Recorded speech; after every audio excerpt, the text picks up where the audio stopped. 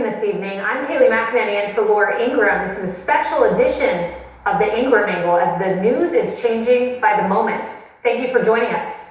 Well, war in the Middle East is raging as President Trump issues a dire warning. This was just minutes ago. Listen to this quote. Everyone should immediately evacuate Tehran. He added in all caps in his Truth Social post, quote, Iran cannot have a nuclear weapon, emphasizing a red line he has issued again and again and again. Now this comes as Secretary of Defense Pete Hegseth confirms that defensive capabilities have been moved to the Middle East. We learned from Reuters earlier in the day that was to give the United States, quote, options. And there's dramatic new footage of the conflict that continues to pour in like this moment. Watch this. An Iranian state TV broadcast interrupted by an Israeli airstrike. آنچه که ملاحظه کردی، صدایی که شنیدی، فضای غبارآلوده استودیو.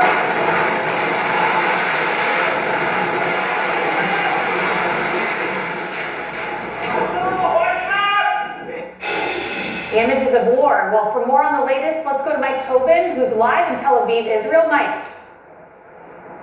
And Kaylee, we've got new reports in the last few minutes of massive explosions in Tehran itself, and those reports coming through Iranian media. Meantime, we're standing by to see if multiple threats made by the Iranians of incoming ballistic missiles and drones ever materializes. We even got a warning from Israel's Home Front Command saying that an attack was imminent, but it never materialized. It could very well happen at some point this evening, as the attacks have been a part of every evening since the strikes began, but so far, nothing. Israel has been striking at Iran really relentlessly throughout this process. That strike at Iranian state TV left the building burning. Iranian news agencies report that one woman was killed. Israel did warn civilians before that building was hit. State TV later got back on the air from a backup location. Israel's prime minister has boasted that Iranian air defenses has been degraded to the point that his fighter jets can do whatever they want in the skies over Tehran with minimal threat. Israeli warplanes hit Iranian F-14s while they were still on the ground. Israel also says they struck at some 20 ballistic missiles as they were preparing to launch and took out 1/3 of Iran's missile launchers. Iran has hit back. Some 370 ballistic missiles have been launched at Israel since last Friday, as well as dozens of drones. 8 Israelis were killed yesterday by Iranian strikes. Dozens were injured. Now, following the beating that Iran has endured over the last 4 days, Iran's foreign minister posted on X that his country is ready for de-escalation and a return to the bargaining table. Katie? Mike, I'm reading these updates as they're coming in, and I see that these explosions in Tehran are described as heavy explosions and air defense activity.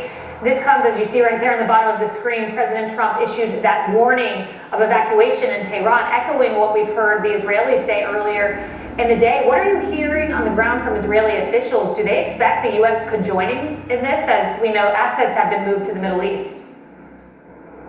Well, you know, there already has been some U.S. involvement in terms of missile interception. I don't think the Israelis expect much more from the Americans at this point other than support in terms of weaponry and, again, support with those missile interceptions, Kaylee. Thank you very much, Mike. Well, on to this. Earlier in the day at the G7, President Trump said Iran wants to make a deal. That came on the back of some Wall Street Journal reporting, but he noted the 60-day deadline has passed. Listen to this. What have you heard from the Iranians? They'd like to talk, but they should have done that before. I had 60 days, and they had 60 days, and on the 61st day, I said, we don't have a deal. They have to make a deal. It's painful for both parties, but I'd say Iran is not winning this war. And they should talk, and they should talk immediately before it's too late. With us now, Montana Senator Tim Sheehy. Senator Sheehy also sits on the Senate Armed Services Committee, and Senator Sheehy also a retired U.S. Navy SEAL. Senator Sheehy, as we look at all this and piece it together, President Trump said the 60-day deadline has passed. This is as Tehran is begging to come back to the negotiating table. Netanyahu, for his part, said they want to continue to have, quote, fake talks in which they lie, they cheat, they string the U.S. along. It seems the message coming through from the president may be that the time for talks are over. Now's the time for action. Your thoughts? We've been talking to Iran for 45 years, Kaylee, and the reality is they've been killing Americans and killing Israelis for decades. Their national foreign policy is death to America, death to Israel. So every time we try to be reasonable with them, I mean, look, we have the Biden and the Obama administrations that spent 12 years giving them everything they wanted, loosening up sanctions, allowing billions of dollars to flow into their economy through oil sales, and trying to treat them with kid gloves and hoping by being nice, they would change their behavior. What we've seen, obviously, is they're trying to wipe Israel off the face of the earth yet again. That hasn't worked. President Trump and Prime Minister Netanyahu's behavior has worked. Now, guess what? After we've bombed the hell out of them, now Iran wants to come to the table and make a deal. That's how you deal with a murderous, duplicitous regime, and it's working, so let's keep it up. Senator, I want to pull up a satellite image. This is of Fordo. It's the nuclear site that has been much talked about, buried underground about a half mile. While Israel is extraordinarily capable and can do a lot, they cannot get to this site without bunker busters and B-2. That would mean the assistance of the United States. As someone who has served yourself in special forces, do you think that's something that the U.S. should look at doing, assisting Israel in this specific endeavor? I mean, ultimately, this is going to be up to the president and his team. Obviously, every single minute matters here, and they've got to make a decision, every minute of every day as they fine-tune these negotiations. Ultimately, the American people have spoken loud and clear. They don't want to get involved in another war in the Middle East. We don't want American troops on the ground for sure. We don't want tens of thousands of our young men and women deployed yet again.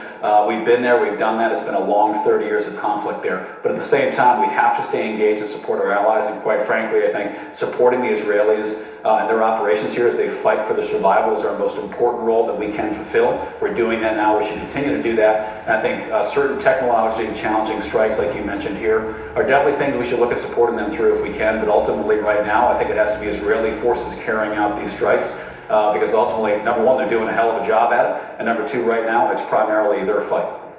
You know, Prime Minister Netanyahu had this to say. First, he's been extraordinarily complimentary of President Trump and the assistance of the U.S., making clear we have been partners every step of the way on this.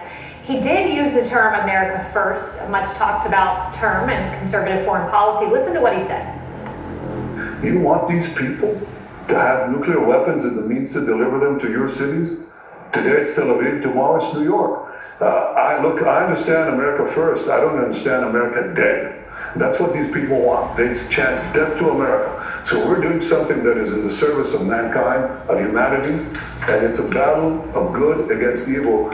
America should and does stand with the good. That's what President Trump is doing.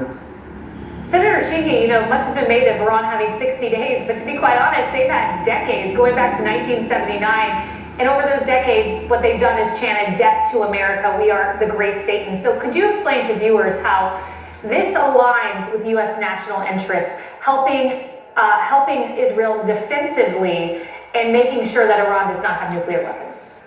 To your point, they started off their new era of the new Iranian regime led by the Ayatollah by taking hundreds of American hostage and holding them hostage for over a year. And they followed that for decades of murdering Americans and murdering Iranians. So we got to stand strong in the face of this threat. It's in our interest to de-escalate this conflict by ending it quickly by finishing off these murderous Iranian attacks on Israel.